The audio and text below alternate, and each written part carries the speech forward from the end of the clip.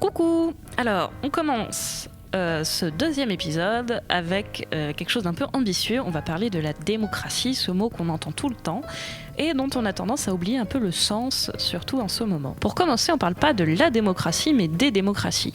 Parce qu'en 2500 ans, pensez bien qu'on a eu le temps de s'amuser avec le concept.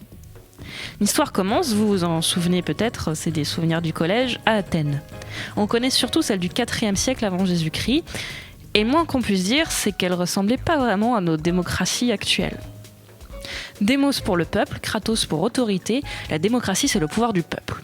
Enfin, tant qu'il ne s'agit pas d'une gonzesse, d'un étranger ou d'un esclave, hein ?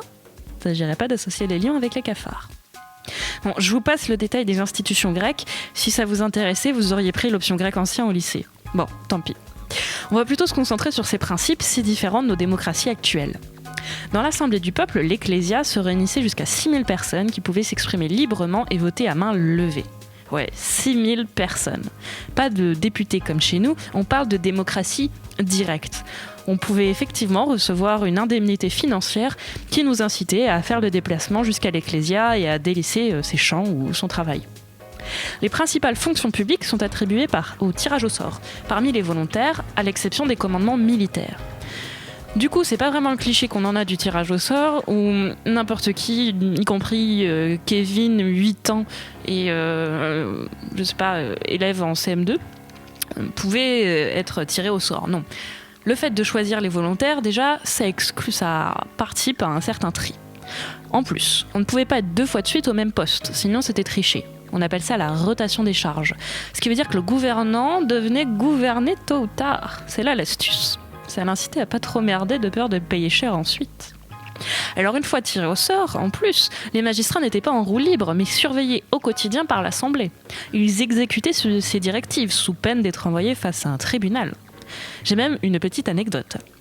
L'histoire a retenu la célèbre bataille des Arginuses, ou Arginuses. Bon, je vous la fais courte. Durant cette bataille navale, la plus grande pour l'époque, opposant Athènes à Sparte, la flotte athénienne remporte une victoire déterminante. Les généraux, une fois de retour chez eux, sont-ils chaudement honorés, pris dans les bras, les femmes enlèvent leur toge, l'assemblée se lève et les acclame ? Pas vraiment. Non, l'Ecclésia les condamne à mort. Bah oui.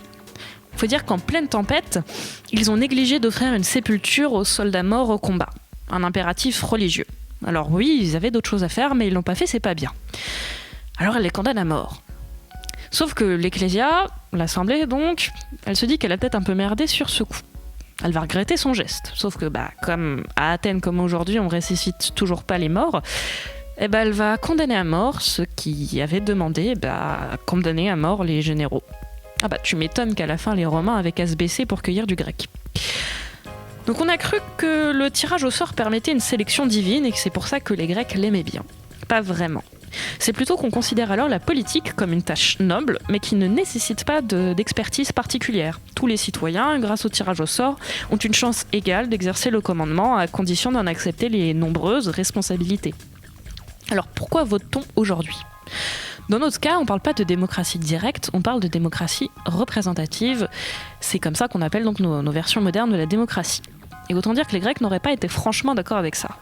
En fait, ils appelaient même quasiment ça l'aristocratie. Bon. Mais c'est la version de la démocratie qui s'impose après les révolutions américaines, françaises et anglaises du XVIIIe. On considère alors que le peuple ne peut pas gouverner directement, mais qu'il doit faire appel à des intermédiaires, chez nous les députés. Si certains se passionnent pour cette époque, Rousseau n'était pas franchement d'accord avec ça. Le peuple est même tellement suspect qu'on instaure un cens, on en a déjà parlé, c'est un impôt spécifique pour dégager les pauvres qu'on soupçonnait d'être influençables. Puis je vous parle même pas du vote des femmes. On a fini par comprendre qu'un pauvre qui vote est moins dangereux qu'un pauvre qui manifeste, et même les femmes aujourd'hui peuvent voter. Un jour peut-être que les étrangers le pourront également. Mais on continue à désigner des intermédiaires, des représentants. Une fois élu, le représentant est indépendant, il n'a pas de compte à rendre, il ne peut pas se faire dégager en plein milieu de mandat, ce qui lui permet le luxe d'être impopulaire. Oui, c'est une des principales armes de notre actuel gouvernement. En échange, les citoyens sont libres de s'exprimer et de faire valoir leurs intérêts, par exemple en manifestant ou en constituant des groupes d'intérêt. Et surtout, sanction ultime dans nos démocraties, de ne pas revoter pour la même personne au tour d'après si elle juge qu'elle a mal fait son travail. On se souvient du fameux « au revoir » de Valéry Giscard d'Estaing, que j'imite très mal. Pour finir, cette histoire de la démocratie que je viens de vous raconter est essentiellement occidentale. Certains finissent même par croire qu'elle ne serait faite que pour nous, forcément vu qu'elle a été faite par nous. On en arrive à des débats le plus souvent stériles du type « Les pays du Maghreb sont-ils faits pour la démocratie ?» Ou encore « La religion musulmane est-elle compatible avec la démocratie ?» Alors moi je veux bien qu'on se pose ces questions. Mais il ne faudrait pas avoir à oublier qu'on a toujours tendance à se décrire comme plus démocratique que son pays voisin. Que ce soit pour faire le malin à la table des nations, se rassurer soi-même ou justifier une invasion pour le bien des peuples locaux que nous inonderons de notre savoir démocrate et pacificateur. Oui, des non-démocrates qui se mettent debout à l'ONU sur la table en disant « je suis un dictateur et j'assume », il n'y en a pas tellement.